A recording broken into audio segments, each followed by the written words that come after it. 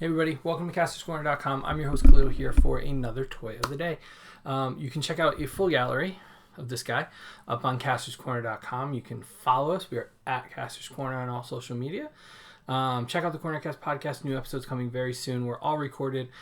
Just trying to figure out the launch date and see if we're going to keep our Mondays. So, I don't know. What do you think? Mondays, Wednesdays, Fridays, Saturdays? I don't know what day to put up the podcast. And hit the subscribe button to the podcast, to this. We appreciate it. The more of you that subscribe, the more cool things we get to do, and then we get to share them with you. And so, BBQ here is one of the newest G.I. Joe classified figures. Actually, it's probably the newest one I've gotten. I know some people have gotten bats. I probably give up a lot to get a bat right now. It's my favorite character, but we're not talking about him. We're talking about BBQ here. And some thoughts, really, honestly, some real thoughts about it. First of all, I have not seen him yet in store. I know he was due November 4th or whatever. Haven't seen him in store in Connecticut yet. So that kind of sucks. I kind of really wish that, I was able to walk in and get him. The pre-order process for him was smooth. No issues. I went in, I ordered him. He showed up on time. No delays. No cancellations, no problems with him. And as far as I know, he still might be in stock for shipping, which is great. But I think it's also a product of them not actually shipping out to their stores yet, at least here in Connecticut. And so he's kind of part of the new breed, as I call it. So year one was kind of updated looks and updated decos and updating the designs and things. And this is a more classic looking figure with some updates to it.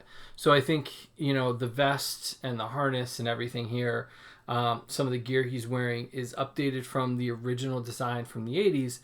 But I think that's kind of where we see the need to kind of update and make it modern, but also keep the classic aesthetic. And there is no doubt who this is. As our friend Chris would say, he's got a great last name. And I'm not going to go into the whole history of the character, but it's a little inside joke. And I think this is another case where they knocked it out of the park, top to bottom. Lenny and his team really have created these new breed of G.I. Joe figures that are like geared and ready to go. Like, his smaller axe down here is clipped onto his belt. His flamethrower pistol here, there. The tanks for his flames, as well as a much larger axe, all fit on his person.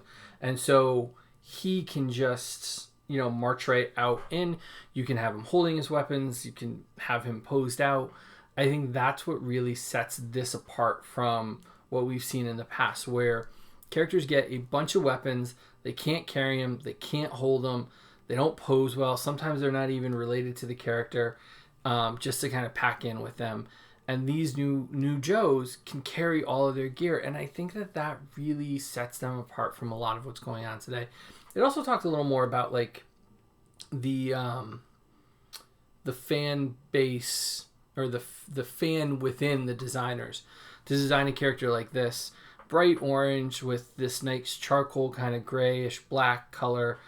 Great helmet.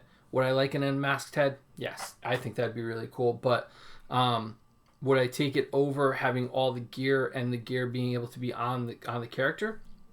I think that's perfect. AIC, Adventures in Collecting, recently did an interview. You should go listen to their podcast. It's a great podcast to begin with. But they got to talk to Lenny and the team. And one of the things they said was, they're using different pieces, like add-ons to the base bodies, to hide the articulation points. So when you photograph them, they don't show up. And these bands, these weapon bands here, to hold on to their gear, hide the thigh swivel there. So you don't get that break in the plastic when you're posing them out, because it's got those on there. And I thought that was a really neat thing to kind of bring up. So thank you, Lenny and team, and everybody that's working on the line. I think that this is like slowly beginning one of the most definitive lines for us 80s collectors to really kind of gravitate towards. And the designs just scream classic Joes. I think that's the great part. So taking it apart, smaller axe here. It's got painted details on it. It's got the brass knuckle tip so he can fight with it as well as swing it. He's got the larger axe here. All these are photographed and close-ups of them are on the website, castorscorner.com, with a good grip for his hand. So it really does fit in there and then stay in place because it's got the ridges on there. So it really kind of doesn't slip out.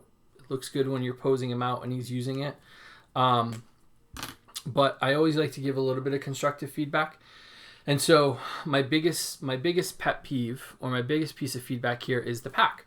So as you can see, the pack has a hose that connects to the blaster, pistol, whatever you want to call it.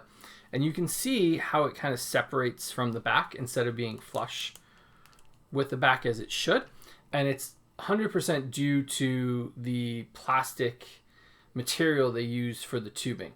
So it's not a hollow tube, it's a solid tube that holds, that you attach, you put it together. And so it looks good posed out, but the plastic itself is pretty rigid. So you get these wide kind of, you can see how it kind of flares out instead of kind of like laying down like it would naturally. It flares out and flips up. So, I mean, you could twist it a little bit to kind of get it into the position you want it to be. But end of the day, it's always going to be a little more rigid, take up a little more room. It doesn't kind of fall flat. I personally would have liked to see a fabric hose of some kinds or a softer material. I think something string or plastic modifiers. So the grommets at the end, I think maybe grommets or the pieces at the end that are going to attach to the pistol here and the backpack would be plastic, and then you feed that through some kind of fabric. I think would have been a much better piece for it because it would have laid a little more naturally. It would have let it pose out a little bit better. But honestly, that's my biggest criticism of it. I think everything else is pretty solid. Colors are good, articulation's good, joints are nice and tight. Everything kind of works on him. Looks great. If you kept them in the box, they go out immediately. I love the artwork, but I like opening my figures, and so here he is.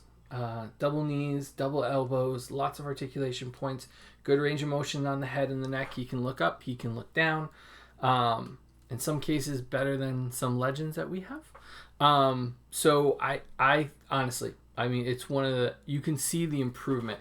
If you look at Duke version 1 or Roadblock version 1, and then you look at BBQ, it's a marked difference between it, and you can kind of see how they course corrected to really embrace the 80s with a modern twist and not kind of lose the character that's in it. So I'm happy that these are part, and I'm really happy that they were so easy to get. I hope that the ordering process continues to be this easy, and continues to be this easy to get. I don't want them to oversaturate the market, but I'm happy to hear that, again, in that interview. It's about an hour and a half. You should go listen to it on Adventures in Collecting. They talk that Target upped their orders, so there's more product coming to Target stores. Better ordering process. They're making sure of that, and you can see it in everything they do. They currently have an O-ring Sky Striker up for HasLab. It's not backed yet, but I'm really hoping to see it get backed. I'm considering it. I don't even collect O-ring, and they won't fit. I don't think they'll fit the larger 3 3/4 Joes. But I'm considering backing it because it's just a stunning piece to have. But yeah, so BBQ. G.I. Joe Classified, Cobra Island BBQ here. And you get it at Target. I think you can still order it. So go check out a full gallery of him up on castorscorner.com. You can follow us. We are at Kastor's Corner. Check out the podcast. Subscribe to this channel. Subscribe to our podcast. All the links are down below in there. As we say every night, Jaxie, we love you and we miss you. We wish you were here. And for all of you coming back tomorrow, we've got a lot more to talk about. We got like 30 some odd days left here on Toy of the Day here on castorscorner.com. Have a good night, everybody.